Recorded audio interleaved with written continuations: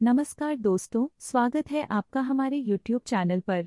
आज हम बात करेंगे भगवद गीता के 5वें अध्याय की 5वीं श्लोक की।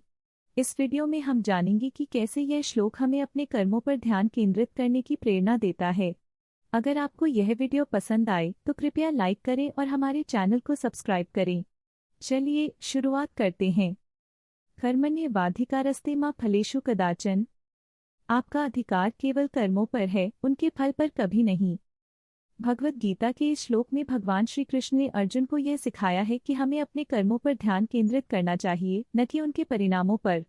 इसका तात्पर्य यह है कि हमें अपने कार्यों को ईमानदारी से करना चाहिए और फल की चिंता नहीं करनी चाहिए।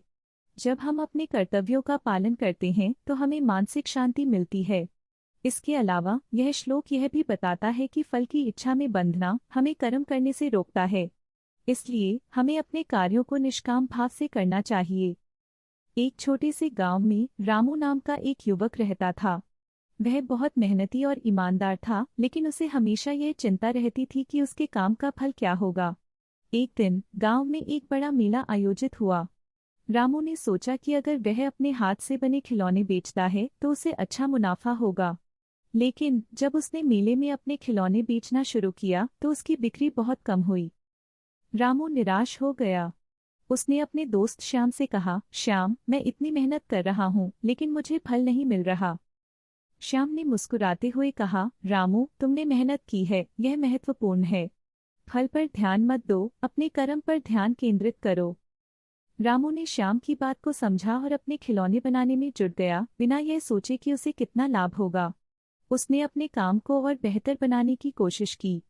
धीरे धीरे लोग उसके खिलौनों की तारीफ करने लगे और बिक्री बढ़ने लगी। कुछ समय बाद रामू ने देखा कि उसके खिलौने गांव में सबसे ज्यादा बिकने लगे।